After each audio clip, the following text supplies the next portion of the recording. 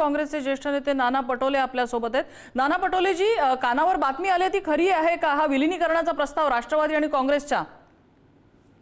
बघा, मला असा प्रस्ताव आला की नाही, मी इकडे जिल्ह्यातच आहे, पण एक गोष्ट अशी आहे की देश पातळीवर ज्या पद्धतीनं मताच्या विकेंद्रीकरणामुळे, विभाजनामुळे बीजेपीनी गेले 15 वर्ष, म्हणजे आता 12 वर्ष त्यांची पूर्ण झाली, म्हणजे 15 वर्ष ही देशाच्या सत्तेमध्ये ते आलेत आणि या देशाच्या संस्था विकायचं काम केलं आणि ज्या पद्धतीनं देशालाच आता कर्जबाजारी करून देशच विकायची व्यवस्थित आणलं, हा देश वाचवण्यासाठी आणि या देशाचं संविधान वाचवण्यासाठी, मतविभाजन टाळण्यासाठी या पद्धतीच्या सगळ्या पक्षांनी काँग्रेसमध्ये विलीनीकरण झालं पाहिजे अशा पद्धतीचं एक मोहीम आता सुरू झालेली आहे देश पातळीवर। मला असं वाटतं की असा एक प्रस्ताव आला असेल तर ते माननीय शरद पवार साहेबांनी मान्य केलं तर निश्चितपणे देशहिताचं कार्य होईल। असं कळतंय की पवारांकडनं हा प्रस्ताव गेलेला आहे, पण या घडीला या विलीनीकरण शब्दाची काँग्रेससाठी मॅग्निट्यूड मोठी आहे, कारण एकीकडे असं कानावर येते की ममता बॅनर्जींना काँग्रेसकडनं असा प्रस्ताव गेलेला आहे, दुसरीकडे शरद पवारांकडनं असा प्रस्ताव काँग्रेसकडे येणं, पण ह्या दोन्ही गोष्टी वेगळ्या आहेत पटोलेजी, कारण शरद पवारांच्या राष्ट्रवादी पक्ष हा अजूनही लीगल बॅटल्समध्ये आहे। बरोबर आहे, आपल्या मताशी मी सहमत आहे। मी तुम्हाला सांगितलं की मूळ कारण, विलीनीकरणाचं मूळ कारण ते मी तुम्हाला सांगितलं की मतविभाजनाचं जे कार्य मोठ्या प्रमाणात झालेलं आहे आणि विभाजनामुळे त्याच्यामुळे सेक्युलर मताचं जे विभाजन वाढलं आणि त्याच्यामुळे या सगळ्या भाजपला त्याचा फायदा झाला, तर आणि त्याच्यामुळे देशाचं नुकसान झालेलं आहे, देशाच्या संविधानिक व्यवस्थेचं नुकसान झालेलं आहे आणि ते थांबवण्यासाठी प्रस्ताव काँग्रेसकडून गेला की पवार साहेबांकडून गेला, याच्यापेक्षा मतविभाजन हे थांबलं पाहिजे आणि त्यासाठी काँग्रेस सारख्या देश पातळीवर काम करणाऱ्या या पक्षाबरोबर या मतविभाजन टाळण्यासाठी सगळ्यांनी एकत्रित आलं पाहिजे अशी भूमिका सर्वसामान्यांमध्ये आहे। पण पटोलेजी, जर शरद पवारांकडनं असा विलीनीकरणाचा प्रस्ताव आला असेल, अद्यापपर्यंत काँग्रेसकडून त्यावर कुठलीही प्रतिक्रिया नाहीये, प्रस्तावाचा फारसा विचार झालेला नाहीये असं आमच्या कानावर येत आहे, हे कशामुळे? म्हणजे एक तर त्यांची लीगल बॅटल आहे म्हणून की काही काळापूर्वी म्हणजे मागच्या काही निवडणुकांमध्ये शरद पवार भाजपशी जवळीक साधायचा प्रयत्न करत होते म्हणून? कुठलं कारण असू शकतं? नाही, मूळ कारण तसं नाहीये।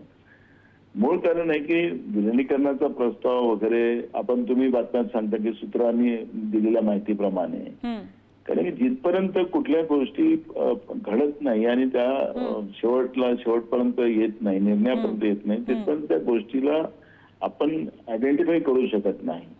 नाही, पण समजा असा प्रस्ताव आलाच तर काँग्रेस ह्यातली कुठली गोष्ट नक्की विचारात घेणार?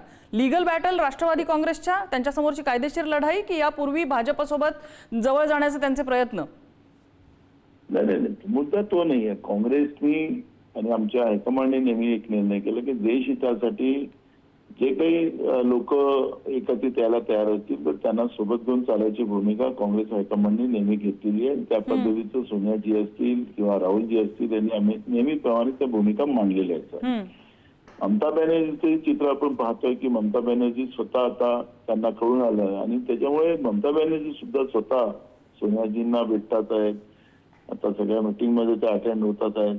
तर हे वेळेप्रमाणे, कारण की आज देश वाचवण्यासाठी सगळ्यांनी एकत्रित आलं पाहिजे, देशाची संविधानिक व्यवस्था वाचवण्यासाठी एकत्रित आलं पाहिजे। प्रधानमंत्री एक सांगतात आणि ते कॅबिनेटला निर्णय घेतला ओबीसीची जातीय जनगणना करू, पण आता आपण पाहतो की जनगणना सुरू झाली तर ओबीसीचं त्याच्यामध्ये कॉलमच करून टाकलं।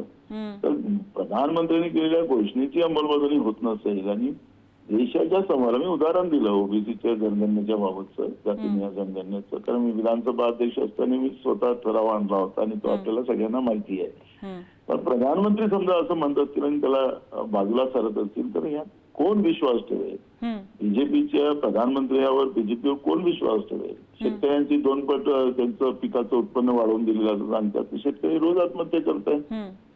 ही जी प्रधानमंत्र्यांच्या घोषणा, त्यांच्या दर घोषणा पण एकही कार्यान्वित नाही। पण पटोलेजी, आता एक साधारण जे चित्र, एक काँग्रेसचा राजकीय अजेंडा जर आपण बघितला तर काँग्रेसपासून दूर गेलेल्या लोकांना जवळ आणायचं, एकत्र मोठ बांधायची आणि त्यासाठी तृणमूलच्या विलीनीकरणाचा प्रस्ताव बातमी समोर येते, राष्ट्रवादीच्या विलीनीकरणाची बातमी समोर येते। प्रस्ताव असेल नसेल, ऐका ना, प्रस्ताव असेल नसेल, पण महाराष्ट्रामधले ज्येष्ठ काँग्रेस नेते म्हणून अशा प्रकारच्या वाटाघाटींना तुम्ही सुरुवात करणार का? तुम्ही ऍक्शन मोडवर येणार का?